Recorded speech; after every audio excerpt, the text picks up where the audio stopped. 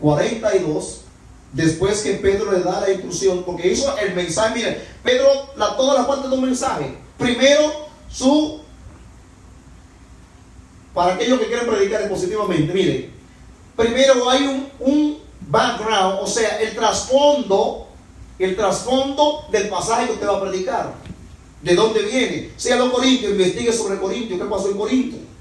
Luego vino a explicar el pasaje en sí, y tomó los pasajes de los salmos y comenzó a hacerle una exégesis, es la explicación de cómo ellos lo entendieron, pero no se quedó solamente en explicarlo, sino que hubo una aplicación. El mensaje bíblico, primero hay que explicarlo, luego hay que aplicarlo. Y como resultado, habrá un resultado. Hay un llamado aquí. La gente compungido, recuerden que compungido significa alguien que fue herido en lo que le duele, en lo vivo. Compungido de corazón, me preguntaron, ¿qué hacemos?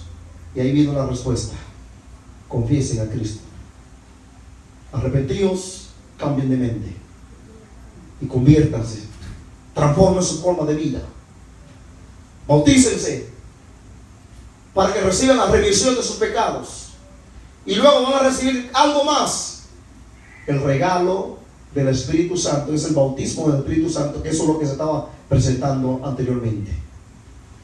El pasaje básico de Pedro en esa predicación fue el libro de Joel capítulo 2 versículo 28, pero él tomó pasajes auxiliares como el libro de los Salmos, cómo explicó el texto sagrado, y a raíz de la explicación del texto sagrado y su aplicación, hubo una respuesta del pueblo compungido. ¿Qué haremos?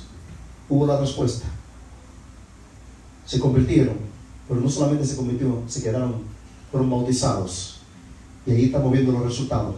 Asistían a la iglesia constantemente, porque entendieron que esa nueva vida, esa nueva naturaleza necesitaba estar en un lugar donde sea alimentada. Es estar en la iglesia.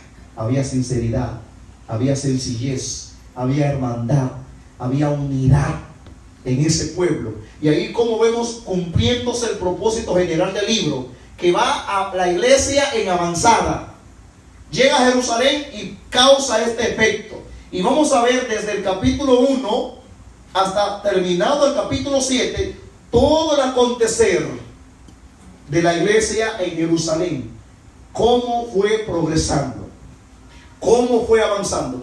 Yo hasta el domingo pasado me detenía en algunas palabras, y voy a repetir esto para ya entregar, que el libro de los Hechos no es una porción normativa, pero que de repente el escritor toca algunos de los puntos que sí son doctrinales y nos hemos detenido en ello. Por ejemplo, el punto de las mujeres en la iglesia, eso nace de ahí, porque también ellas fueron llenas del Espíritu Santo.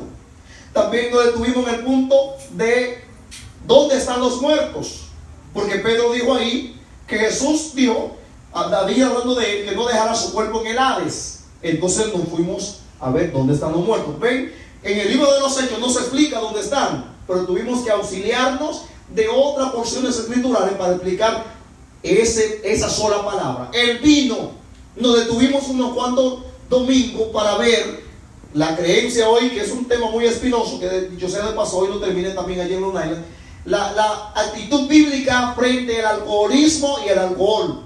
Nos detuvimos unos domingos, pero ya a partir de ahora vamos a ir más rápido, porque no me voy a detener en estas palabras, sino quise darle como unos puntitos para cuando se está estudiando las porciones históricas. En las porciones históricas no nos concentramos en todos los detalles para sacar aplicación y principialización, sino hay palabras en sí que merecen atención. Y esa palabra que merece atención en los libros históricos no está explicada. Hay que auxiliarse de otras porciones escriturales para luego explicarla con más lujo de detalle. Entonces, hasta ahora yo voy a detener, quizás llega uno y que le llame la atención. Por ejemplo, que me estaba llamando la atención, es el caso de Ananías y Zafira. Ese yo quisiera como que nos detengamos un ratito cuando lleguemos a ese, el de Ananías y Zafira. De lo contrario, seguiremos viendo ese libro de forma histórica, pero claro está, aunque es un libro, es una historia, pero es una historia inspirada por Dios, de la cual nosotros extraemos también algo. Y no es que vamos, ¿qué voy a aprender? No, cómo encaja el libro de los Hechos en el plan de la redención. No lo podemos sacar desde esa perspectiva. ¿Cómo encaja el libro de los Hechos en el plan de la redención? Que recuerden que en el Antiguo Testamento la redención, ¿cómo estaba? Vamos a decir el pueblo. Ay, Padre. ¿Cómo estaba la redención en el Antiguo Testamento?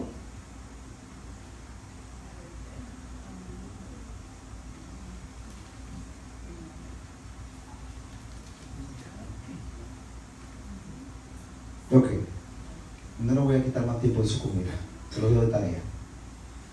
No, lo voy a explicar. Estaba prometida.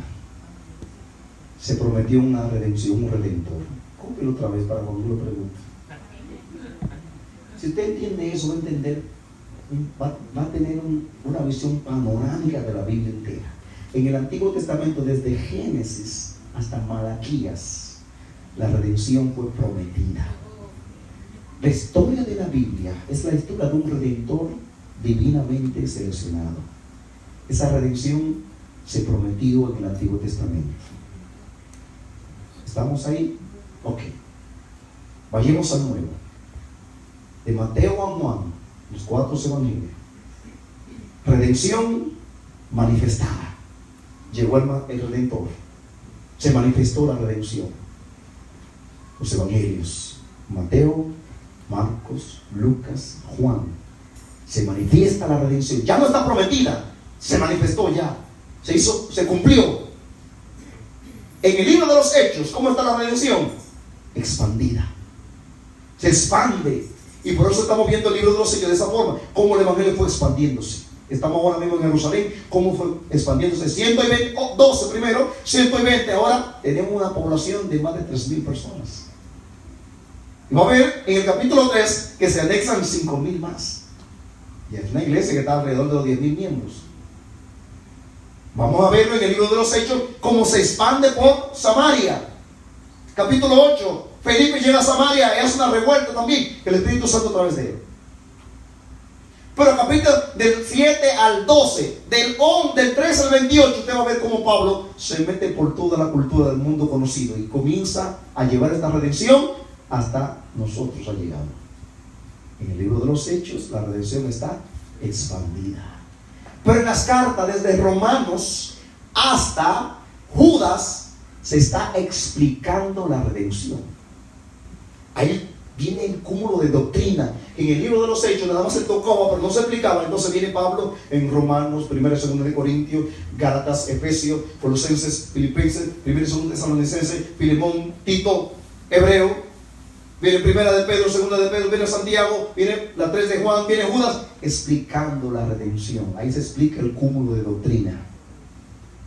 Y Apocalipsis, la redención consumada. Cumplido el plan de la redención. Ese plan eterno que era desde la eternidad, en Apocalipsis vemos cielo nuevo, tierra nueva, donde ya se cumple todo lo que se había prometido. De manera que si usted tiene esa panorámica de la Biblia, cada porción de la Biblia que usted va a predicar debe pensar cómo encaja en ese plan general. ¿Cómo estaba en el Antiguo Testamento? ¿Desde dónde a dónde? Desde Génesis hasta Malaquías. Ahí tenemos el Pentateuco, tenemos los libros históricos, los libros poéticos, los libros proféticos. Todo era anunciando al Redentor. En cada libro de la Biblia se presenta a Cristo de una forma diferente. Yo no voy a entrar ahí. En los evangelios, ¿cómo tenemos la redención?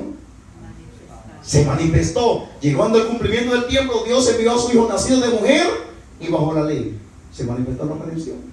En el libro de los Hechos se expande hasta nosotros. O sea que todavía estamos en época del libro de los Hechos. No se ha cerrado el libro de los Hechos. Sigue con nosotros. Seguimos expandiéndola. Staten Island, en Corona, en ¿dónde más? New Rochelle, Jamaica. ¿Dónde más? Seguimos expandiendo esta redención y los otros lugares que el Señor nos seguirá Seguiremos expandiendo esta redención. Libro de los Hechos. Pero no quedemos en los hechos. Porque los pentecostales nos quedamos solamente en el poder y nos olvidamos del estudio de la doctrina. Las cartas, desde Romanos hasta Judas, ¿cómo está la redención? Explicada. Ahí se nos explica la doctrina bíblica. Esa es la porción doctrinal puramente, aunque toda la Biblia es doctrina, pero principalmente ahí se concentra más. Y en el Apocalipsis, ¿cómo está la redención? Consumada. Termina todo. Ya no hay muerte, no hay dolor. El diablo aparece en Génesis, en Apocalipsis desaparece. La muerte aparece en Génesis, en Apocalipsis desaparece.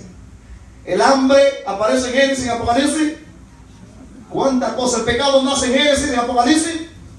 Se consuma el plan eterno de Dios. El Señor le bendiga, hermanos. El Señor le guarde. La semana que viene, estúdiese por favor el capítulo 3. Y este capítulo 3 habrá uno de los ayudantes, de los asistentes, de los maestros también, no asistentes ni ayudantes tampoco, de los maestros aquí que me van a ayudar a dar este capítulo.